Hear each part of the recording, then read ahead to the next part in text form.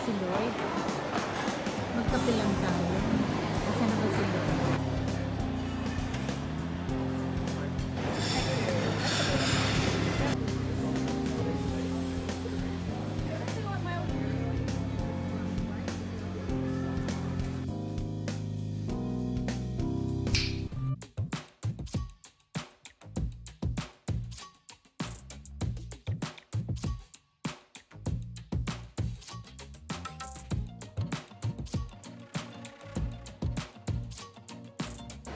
Hello, andito kami ngayon sa Sunshine Plaza Mall. Ito yung pinupuntahan namin palagi. Pero ito yung na-discover namin. May second floor pala siya. So pupunta kami sa coffee shop para magstay, maghintay ng lunch. Ito ang itsura niya. Hindi ko makita siya. No.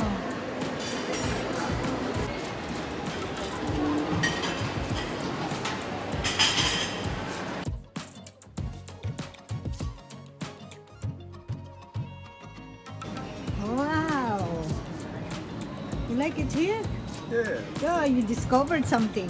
Oh, yeah. So this is the view. So we decided to have coffee on this place, sa coffee club. So, nakapila na ako ngayon para bumili ng kape. Magkape lang pero hindi na dessert kasi magla-lunch pa rin naman kami.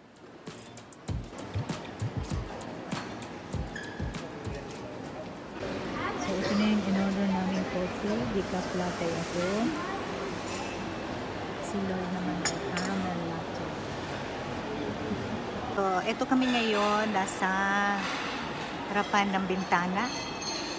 So lumipat kami ng table para kitang-kita namin yung view dito. Ang ganda oh.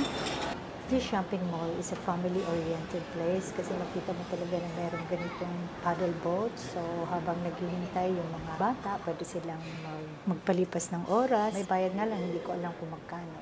Kaya nag-enjoy silang, lalo na ngayong bakasyon.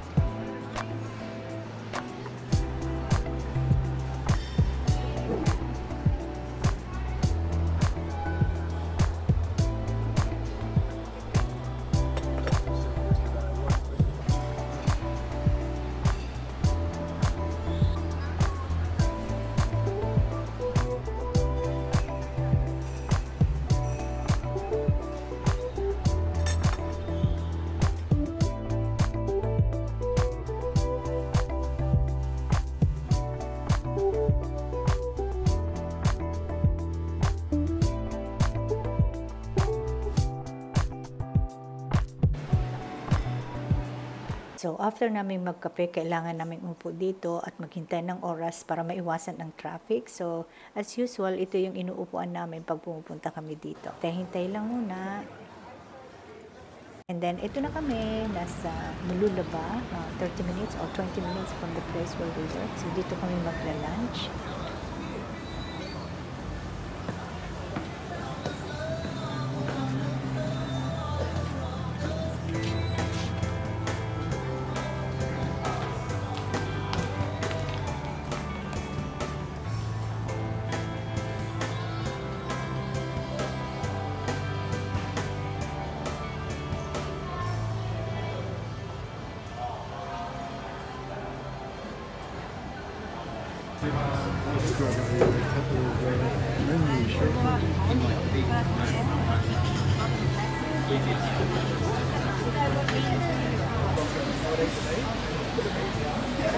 Mukhang may malaking event dito sa weekend kaya tingnan nyo ang daming mga ginagawa or mga temporary buildings at merong malaking monitors. Siguro merong triathlon dito.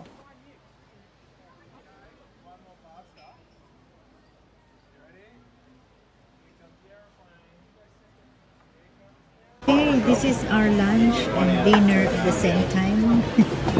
Kasi it's almost 2:30 now. So, kailangan mo mag-lunch. In-order ko ang grilled chicken, may avocado, may chips, at saka bacon. Si Lloyd naman ay steak sandwich o steak burger. Habang ako'y kumakain, medyo natikman ko yung chicken is really bad, parang hindi na masariwa. So, ang ginawa ko, ni-report ko dun sa staff. Pero si Lord enjoy naman siya sa pagkain niya. Pero parang hindi siya nag-enjoy. Kaya ito na lang yung aking nilalapang. Pero ni-report ko siya sa staff. Ngayon, pinalitan nila. Binigyan nila ako ng bagong hamburger.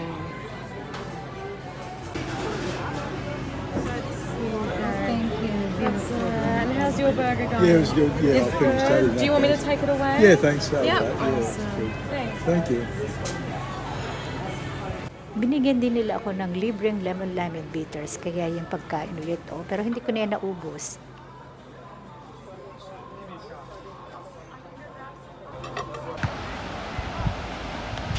After kong kumain, lumabas muna ako at nanood ng mga naglalaro at syempre nanonood din ako ng mga nagsiswim. Ang daming nilang family dito na nagsiswim. So, they're making the most of it kasi after ng weekend na ito, pabalik na sa school ang mga bata, ang mga estudyante.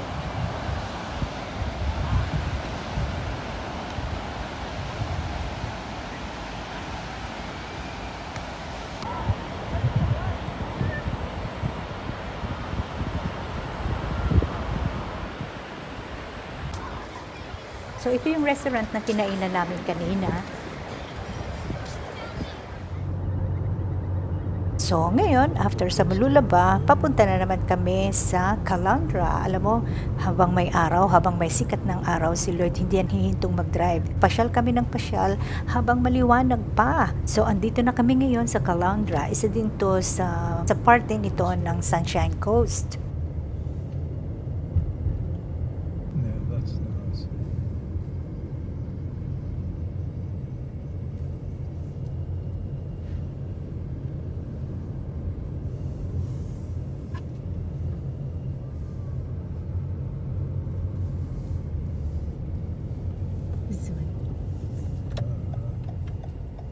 Andito kami ngayon sa Caloundra. So, we're in Caloundra Beach. Anong ginagawa namin? Kumakain kami ng ice cream. Tapos yung harapan namin, ito Yun, low tide. Daming taong naglalakad.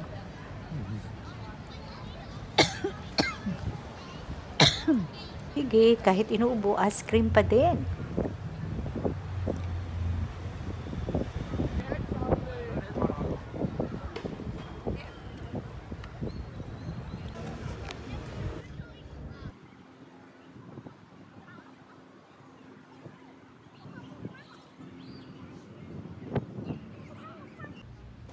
At syempre pa, hindi pwedeng ma-miss yung watching the sunset. Kasi alam nyo, gustong-gusto talaga namin manood ng sunset. There are verses in the Bible, in Psalm 113:3, sabi dito, from the rising of the sun to the place where it sets, the name of the Lord is to be praised. So pupurihin natin ang Diyos mula umaga at pati paglubog ng araw. At may isa pa, sabi dito sa Ephesians 4:26, in your anger, do not sin. Do not let the sun go down while you're angry. So, sa akin, nag-speak ito dahil pag ako'y nagagalit, I need to delete our anger na pinaprioritize ko talaga. I need to be quick dealing the anger kasi pag hindi, bitterness o paghihinganti yung magiging attitude ko, nagiging dahilan para magkasala ako sa isip at sa mga gawa. Ang galit kasi pwedeng makatulong sa ating emosyon kasi God created us with emotion. Pero sinasabi naman na hindi tayo magkakasala. Pwede tayong magalit pero hindi tayo dapat magkasala. Kaya kailangan nating i-handle ng maayos, merong pag-iingat para maiwasan kaagad ang magkasala. Kailangan nating umiyak sa Diyos at sabihin na galit tayo. He can handle it at nakakatulong ito sa atin, yung nagsusumbong tayo sa Kanya at magiging honest tayo sa feeling natin. Sigurado ako, may ibsan yung galit at He will heal us sa sakit na naranasan natin. So ito yung nakikita ko pagka ako'y nagagalit, talagang sinusumbong ko sa Diyos and I will pour out myself to Him kahit hirap na hirap ako. He is the only one can heal our pain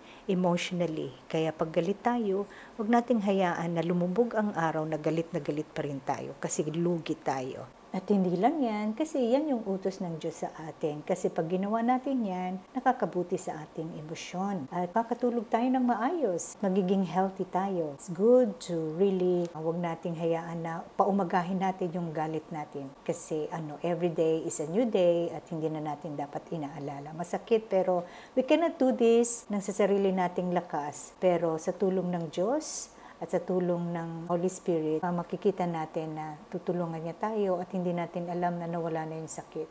And He will heal us. So our God is really good. Kaya tandaan po, pwede naman po tayo magalit pero hindi tayo dapat magkasala. At pangalawa, pag tayo nagalit, huwag na nating patagalin pa at huwag hayaang lumubog ang araw sa ating galit.